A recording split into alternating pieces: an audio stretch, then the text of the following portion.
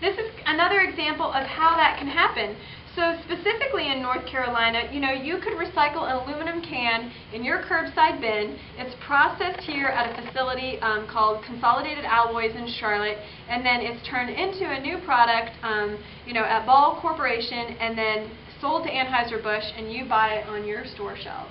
So that's an example of how it can happen right here in North Carolina.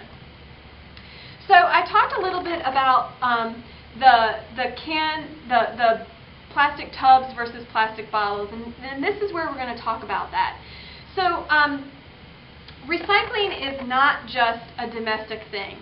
So the largest material going out of the export, the largest material leaving the Norfolk Pier is our waste paper. And what's happening there is our waste paper is sent to China. China makes a box out of it. They probably put an electronic item in that box.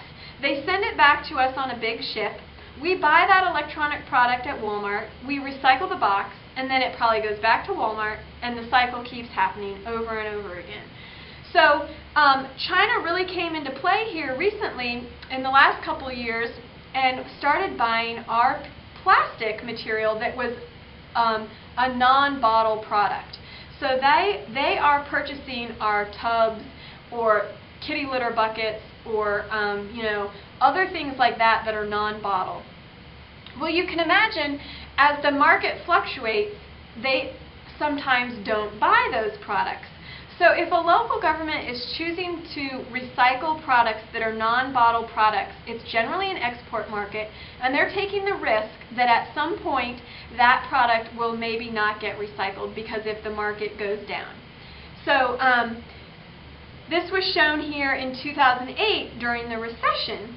So this is an example of paper, and it's kind of hard to see here, but you can see that we were not collecting what we call mixed paper, which would be like your catalogs, your white paper, and your chipboard all mixed together. We did not collect that before 1999.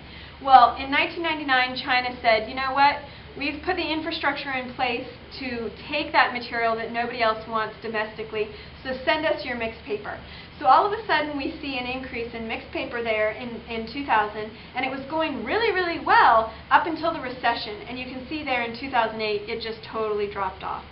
So the good news is, though, I don't want to be making anybody upset. This has rebounded, and you can clearly see some of the recyclable commodities are higher than where they even were prior to the recession. So the recycling markets have really, really rebounded.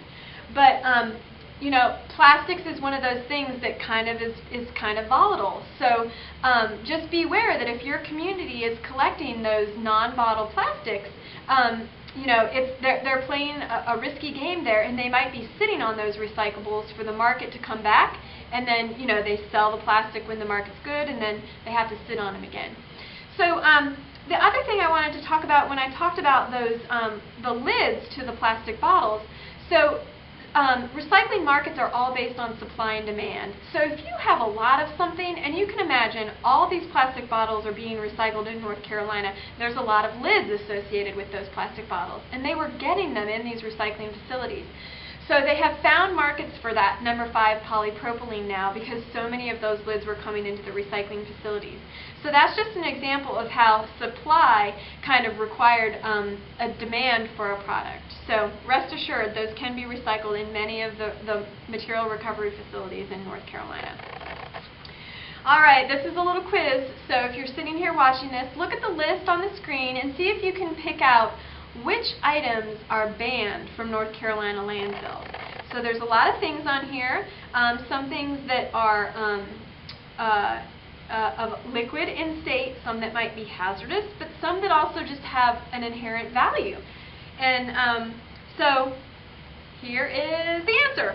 All right, so in North Carolina, the majority of our landfill bans were created because items were hazardous, like tires. We try to compact things in a landfill, and tires just really do not compact very well. And we didn't want any liquids like motor oil and antifreeze put into the landfills. But then we got ideas of why not start banning things that actually had value. So we did the aluminum can ban in 1994, and then just recently, in 2009, we did the plastic bottles. So these are the items that are banned from landfill disposal, and computer equipment and televisions will be banned in July of 2011. So that's kind of tricky on there. They're not banned yet, but they're going to be banned. Well, we hope you've enjoyed this presentation and learned a lot about recycling in North Carolina.